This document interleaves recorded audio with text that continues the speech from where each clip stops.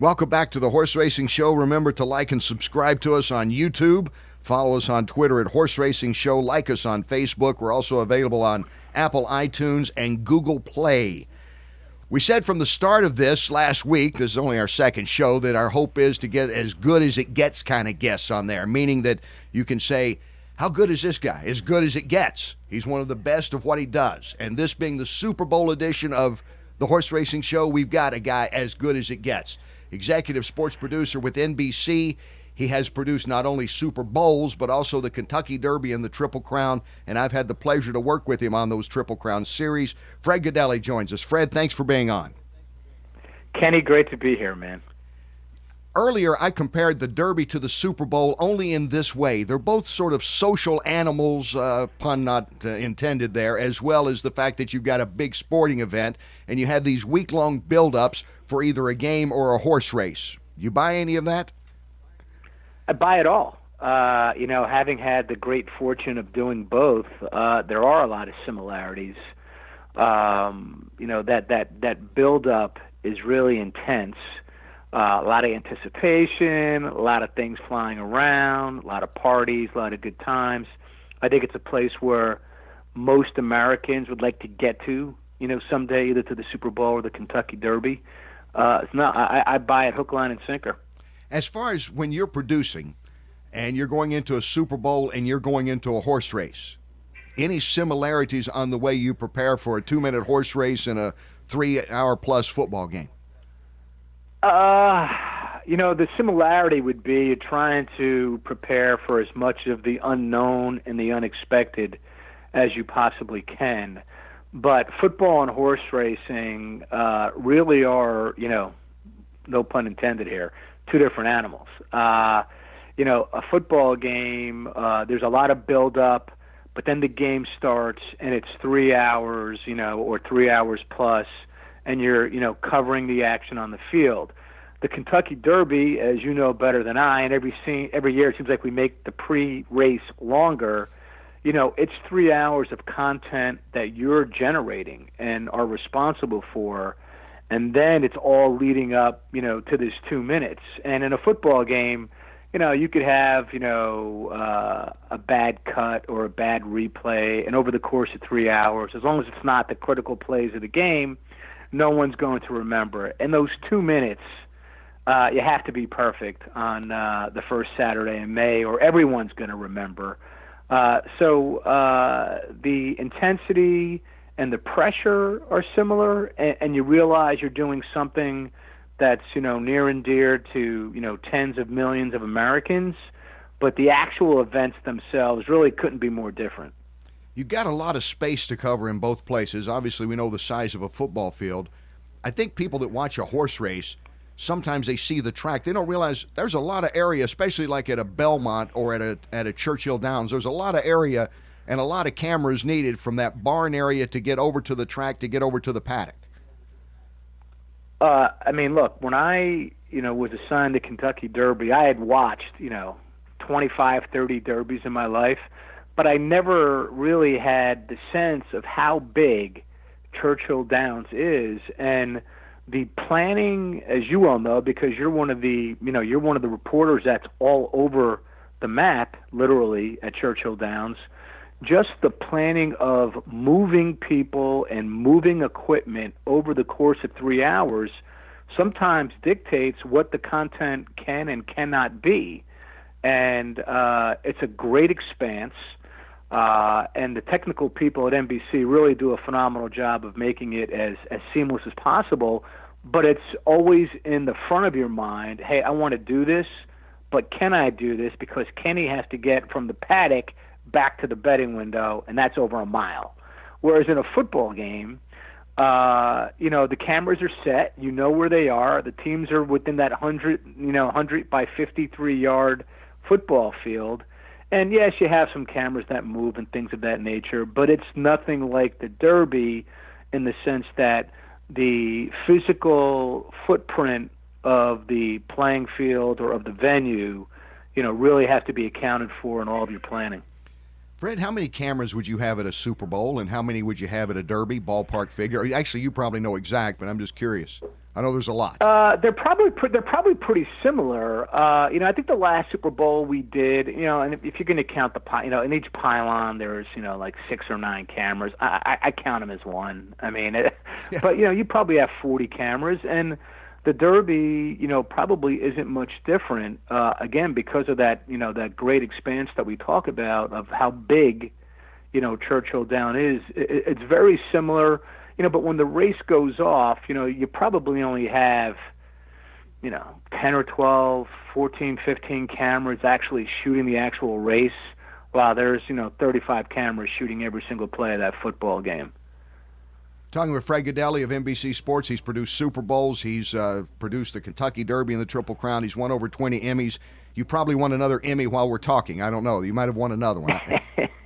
That's really how good he is. And I love the preparation. Truly, working with you, I learned a whole lot, even after doing it all these years, about the preparation. I'm not sure. And, I guess that's why it's supposed to be, isn't it? The fan at home should be able to watch it, and it should look effortless.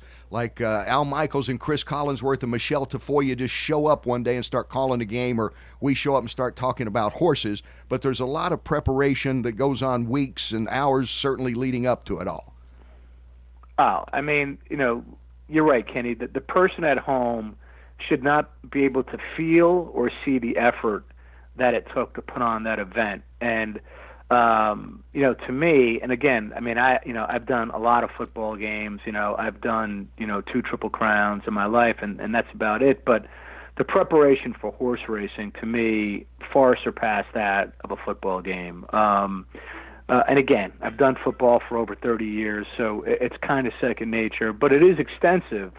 But because of, the unpredictability of horse racing and all the things that can happen, and obviously the horses can't talk and tell us how they're feeling. And I remember, my first Derby, just talking to you and Tom Hammond and Mike Battaglia, and hey, like the morning line favorite scratches on race day sometime, and I'm like, what? Yeah. That was a real foreign concept to me. I'm like, are you serious? They go, yeah, it's happened like 3 of the last 5 years, and of course John Velasquez that year was supposed to ride Uncle Mo, and Uncle Mo scratched on Friday, and so to me the preparation for horse racing, people wouldn't get it. What are you talking about? It's it's a 2-minute race. There's 20 horses on the track. Like how intense can it be? It's intense. I was much more nervous for horse racing than I am for a football game, but enjoyed the Derby as much as I enjoyed doing the Super Bowl. I mean, it really is a signature event, in America. One thing I'll never forget, and I believe you'll probably remember this, I was getting in a golf cart outside of the trailer where all the announcers stayed during the week of a Triple Crown race, and it was Belmont Stakes pre-day, the day before the Belmont Stakes on a Friday, and I was getting in the golf cart to go over and check on I'll Have Another, and I'm not sure. I think we were going to tape an interview maybe for one of the NBC Sports Network shows on that Friday with Doug O'Neill, and you came out of the trailer and said, come back in here right now, and I knew something. I'll never forget that. And that's just a perfect example, and, so it's 10 a.m., it's Friday, I'll Have Another is one of the first 2 legs of the Triple Crown. I get a call from someone close to the O'Neill camp who I really trust, and the person says to me, don't go anywhere with this, but we're going to scratch I'll Have Another here in the next hour. And obviously, we had built the entire show. We had a show on Friday on NBCSN, then had the big show Saturday on NBC, and the whole show was built around a horse going for the Triple Crown. I think it was the first one maybe since Smarty Jones. I can't really remember, but and then all of a sudden, those shows are now gone. They are dead, and now you have to figure out, 2 new shows, and, the teams show up for the Super Bowl. Maybe a quarterback could get sick the night before the game, but he'd probably still play.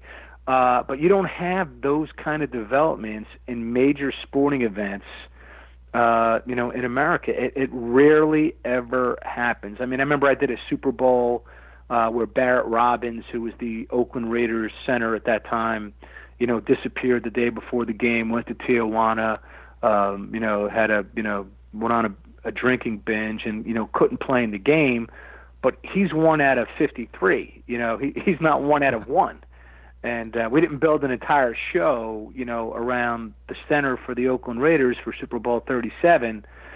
So, yeah, I mean, that I'll have another experience. That is one I will never forget because, we had shot all those pieces, Steve Coffin, everything about the Triple Crown, and now there isn't a Triple Crown. I mean, we're now having a regular Belmont Stakes, but of course the big story is the horse is scratched, and Rob Hyland, who does a phenomenal job of producing the Triple Crown for NBC Sports, he and I think, left Belmont at about 4 a.m. Saturday morning, and then we're back at like 7 a.m., to get the Saturday show rolling. So, yeah, that was a memory I've tried to forget. Thanks for bringing it back up. Oh, geez, I'm sorry. I'll never work again, will I? That's the one I should have left hanging. I just remember you. Yeah, I remember that was a tough one, man. I remember coming to the trailer a little later than that, but not much, maybe 8:15 or something. You and Rob, I was amazed you guys were still functioning because I knew you'd be up all night. And I remember I was actually, and you probably remember too, my assignment was Doug O'Neill Patrol.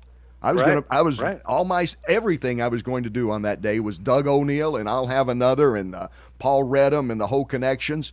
And I remember just scampering, which was nothing like you guys did, staying up all night and editing and putting it all together. That was amazing. That's why I really, I wish people sometimes, I know we talked about it's nice for them to see how effortless it is. I just wish they could get a glimpse of guys staying up all night re-editing stories. Yeah, I mean, that's when you really earn your money, something like that, when something like that happens. But that's what makes horse racing unique. You just don't know, what's going to happen. I mean, like we've seen it a million times, horse doesn't want to go in the gate, horses rank in the walkover. I mean, all these things that you don't really deal with. Look, I remember I did a college football game, back in the early 90s, Miami and Florida State, and the Miami team wouldn't let Florida State's, horse and mascot onto the field, and a big fight broke out. And you've had things like that happen, but they still play the game. You know what I mean? It's not like the game doesn't get played. So, yeah, horse racing is a challenge, and you and the entire NBC Sports team that I'm not a part of any longer in terms of the Triple Crown, really just do a phenomenal job of making it a great event for, all us TV viewers to watch. One thing I wish horse racing would do, and I know this is a preaching to the choir thing, I think you feel that way, and everybody at NBC, and everybody's probably doing a horse race out there feels this way. I wish they would accept a few more 21st century things, like maybe some small camera on jockeys, a few things like that I believe would help horse racing for those casual fans out there. And maybe even those guys that are hard bettors that don't quite realize how fast they're going and how close those jockeys are, because I think that would add to the excitement of horse racing that maybe people don't get a feel of even if you go to the track. Yeah, I think that would help, but I think the thing that would really help, again, and I'm just going to go back to my youth, so like the first horse that really I remember is Secretariat, and I was 12 years old when Secretariat won the Triple Crown. But Secretariat raced, after he won the Triple Crown. I think he raced another year, if I'm not mistaken. And the fact that, these great horses like American Pharoah and Justified, the fact that they never race again, you don't have that sustained star, that you have in other sports. Because when you look at what it costs to go to sporting events, and I know when you go to a beautiful place like Keeneland, or Saratoga, or Churchill Downs, it's such an affordable place to take your kids. And I don't know too many kids who don't love horses. They all think they're beautiful as they are. I think it could be marketed so much better, but I think you would need some of these these star horses to stay around and race a couple more years. And I know that was the way it was back in the 20th century, the early part of the 20th century, where horses would run for 4 or 5 years. And I get the investment now and the fact that you want that return on your investment. But I think that would be the biggest thing that could really help, because a day at the races at the right track is a great day. And you don't even have to bet. You don't have to gamble. I mean, the jockeys, the trainers, they're all pretty accessible, I think. Maybe not to the general public, but it could be made that way if you wanted it to be that way. And to me, it's the best bargain in sports. I know, having been assigned the Triple Crown, it was something that my daughter, probably never would have been exposed to if I wasn't exposed to. And we come to the Derby every year, and like you, we're in the same syndicate, with a couple of horses, and it's something that I never anticipated that I would really fall in love with. But it's also created a great bond, between my daughter and I. And I love horse racing, and I think if there could ever be a central governing body and the right marketer, you could appeal to the mass public again.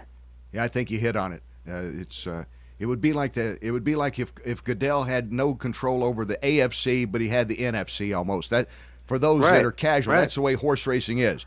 You can make your statement, the NTRA or whoever wants to make their statement, but Kentucky's going to do what they do, and Arkansas and New York and California, they can still do different things. And you're right, it is confusing if you're not around the game.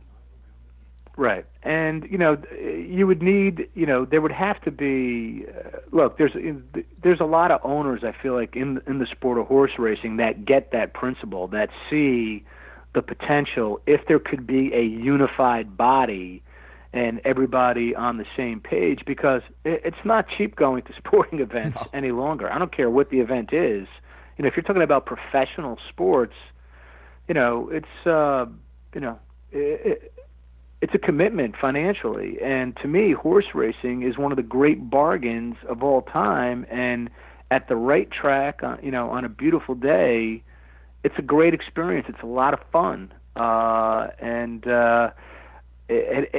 think again, if it had the central leadership and the right leader, I think it could really come back in a big way, the way it was in the early part of the 20th century. I like the fact one of the favorite things is the way you tell stories. And I learned a lot about that, not just the horse racing, but watching a football game. For example, Rex Burkhead, I don't know him personally, but his father played at Eastern Kentucky University. And Right. Rex was born here in Lexington. So there's actually people around here that have Patriots rooting interest that not normally would, only because of Rick Burkhead, the father, and they know him from playing here in Central Kentucky in high school and then going on to play at EKU. And I think those kind of stories in horse racing or anywhere else, the stories will grab people. Even if you're a diehard fan, I don't think you miss out on hearing a little bit more about a person. Oh, without a doubt. And there isn't another sport that has richer stories than the sport of horse racing, from the owners to the trainers to the jockeys to the people that work at the various tracks. I mean that's why you can do a 4-hour pregame show, to the Kentucky Derby, or a 3-hour pregame show to a Belmont Stakes for the Triple Crown, because the stories are endless and they're really good stories, and they cover all, both genders, all facets of life, comebacks, all the things that, people, love to hear about and learn about. And in my experience, look, I've done football for a long time, the stories in horse racing are unparalleled. I mean, they're amazing. Am I correct on this? It's like the Super Bowl and the Kentucky Derby, from a demographic standpoint, almost a 50-50 split in gender. You got the male and female audience more than you would probably any other sporting event, or at least in the ballpark similar? Yeah, I think you're pretty accurate on that. I mean, obviously the Super Bowl is the most watched television show every year. The Kentucky Derby is generally the most watched show of, from after the Super Bowl. It's usually the most watched show up until football season starts again. So, again, you kind of pass time. It's kind of a time marker. Okay, it's May, the Derby. America just kind of gets ready for it and waits for it, and you don't have. And the great thing about it, like the Super Bowl, you don't have to be a sports fan. I mean, it's an event unto itself. It's a very social event. If there's the wardrobe angle of it, there's the drinking of it, obviously the betting of it, and it's just a great day. If people ever have an opportunity, I tell all my friends, and I tell them this: if your choice is the Super Bowl or the Kentucky Derby, and your team isn't in the Super Bowl, so if you're a Packer fan and the game is, the Rams and the Patriots this year, and you had a choice, I say go to the Derby, because to me the Derby it's just an amazing event. Wow. Do you have a favorite Super Bowl of the games that you've produced? Does one stand out that is kind of a favorite? I would say that the first one I did it, and I've done 6, and the first one we did at NBC was the Arizona Cardinals and the Pittsburgh Steelers. And in that game, you had James Harrison's 100-yard interception return to end the first half, which was unbelievable. You had Larry Fitzgerald's prolific fourth quarter, where the Cardinals got the lead back and he kind of took over the game. And then you had Santonio Holmes' catch in the final minute of play, right tiptoeing on the sideline there in the far corner of Raymond James Stadium. So that one to me stood out for how great a game it was and just the plays that people will never forget. Another thing about the Derby, stretching a little bit here to compare it to the Super Bowl, fans will ask you who's going to win the game. It could be a regular season game. It could be the third race at Remington Park. Who do you think is going to win? But more so, I think, with the parties and pools that people will put together, Super Bowl, and they'll even have Derby parties. But with the Super Bowl, having you on, I got to ask, you got to pick in the Super Bowl, or how do you think it's going to play out, Fred? Well, I always have a hard time picking against New England just because of Bill Belichick and Tom Brady.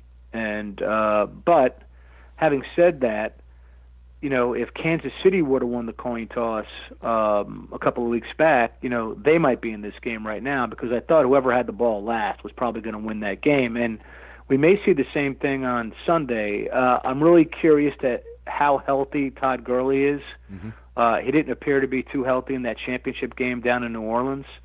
I think if he's healthy and ready to go, it definitely gives a boost for the Rams. And I know C.J. Anderson's been, really good filling in, but Todd Gurley is a singular talent, and he's a tough guy to defend, and he's big. So I think that's going to play a big part of it. But, again, I always have a difficult time picking against Belichick and Brady. And I did 2 Rams games this year, and I think the Rams only lost 4 games, and I did 2 of the games they lost, Chicago and Philadelphia. So I saw a formula on consecutive weeks, and we had the games on consecutive weeks that could beat them. I'm sure Belichick has studied that upside down. So if I had to pick, if you're asking for my pick, I pick the Patriots in a close one. Yeah. It almost seems, I don't want to get into this fate thing, I kind of felt the same way when Jerome Bettis was playing with the Steelers and everything seemed to fall for the Steelers. I mean, Ford, how many times is he ever going to line up offside? That Tom Brady gets basically another play, and I know. It almost seems like there's a fate. For 10 seconds, Kansas City was in Atlanta. Yeah, it almost seems, and I hate to use this, it's used too much, it sounds cliche, but it almost looks like a fate thing, like everything's smiling on Brady once again in the Patriots. I don't know. Yeah, well, I will say this: every Super Bowl they've been in, win or lose, has been tight, and it's usually going right down to the end. And I don't expect this one will be any different. Fred, it's great to catch up with you. I loved working with you, and you're as good as it gets, and I really mean that. And I guess I will see you next at the Kentucky Derby. You will definitely see me there. I made my plans yesterday, so I will be there, Kenny. And it's always a pleasure to speak to you, and good luck with the podcast. All right. Thank you for being on with us. I really appreciate it. We'll catch up again. Thank you. Anytime. Fred Gaudelli, NBC executive sports producer. He's as good as it gets. Like I say, multiple Emmy wins. And he is our guest here, as we'll have more coming up here. You're listening to or watching, if you have the video cast of the Horse Racing Show. Stay with us.